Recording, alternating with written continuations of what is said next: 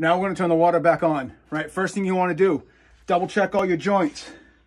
Make sure they're all pressed and soldered, right? Last thing you want to do is fill this tank up with a joint not pressed, right? An unpressed joint or an unsoldered joint will hold pressure to a certain point, but it's going to make an absolute mess when it catches to that point that it can't hold it anymore.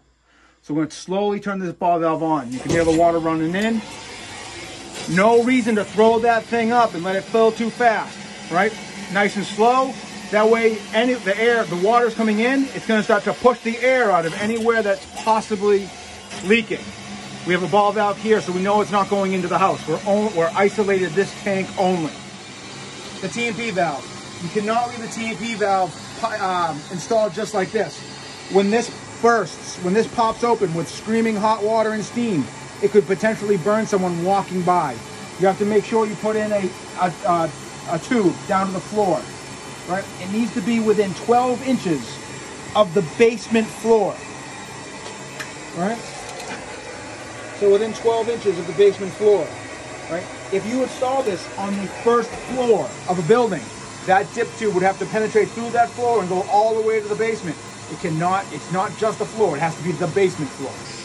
We're now going to turn on the gas, right? We got that line that's perpendicular to the piping. We're now going to turn it parallel.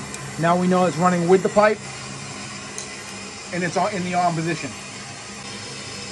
I'm now going to take the vent apart, right? So I can move it over a ½ inch to straighten it out.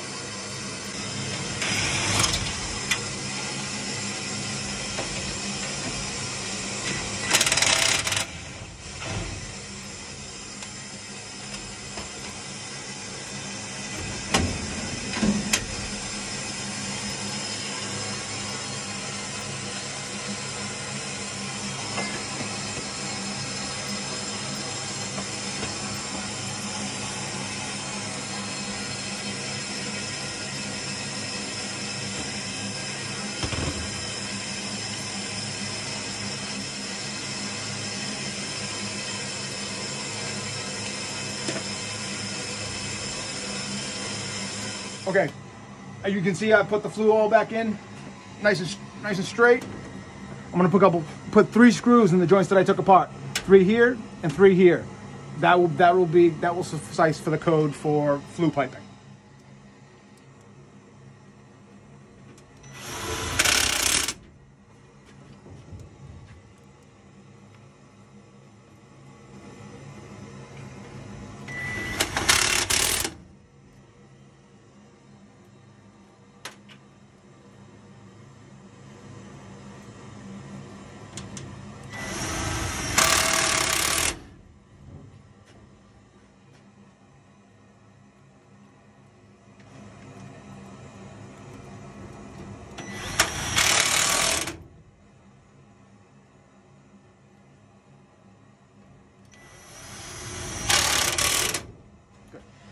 Never put tape on flue pipe, right? Duct tape, tin tape, doesn't matter. That flue gets so hot, it will burn and melt and smell, and you can't do it. All right. So the installation is just about done. We're about to fire this off. We got some soapy water. We're gonna check all the joints. Make sure that we don't get any bubbles. All right, you put your hand behind it, move the water all around. This is just regular soap and water. Nothing special about it. You want to be careful about the soap that you choose because some soaps can be corrosive. So spraying it on different things. But if you wipe away all the water when you're done, everything should be just fine. But while we're here, we're gonna light this thing up. I'm gonna turn the knob to pilot, push it in, and start hitting the igniter. Every couple of seconds, just give the igniter a spark. You're watching for the status light to blink. More often than not, you can actually hear it turn on for the first time.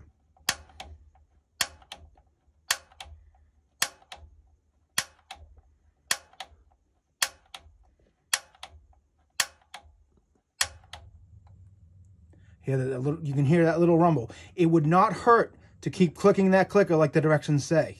But if you hear it, you might as well just stop and hold that until this light starts to blink. There's a thermocouple.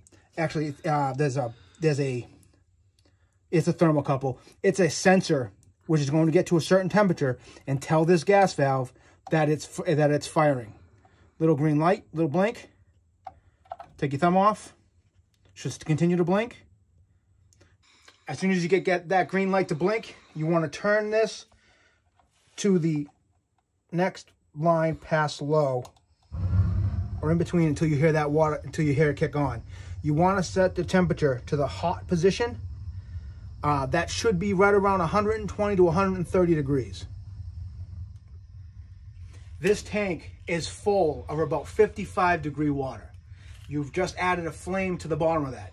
That tank is going to condensate, right? And you may hear drips. You may hear water hitting the flame, right? That's very common. That will go away as soon as the tank comes up to temperature. And there it is. A newly installed gas hot water heater.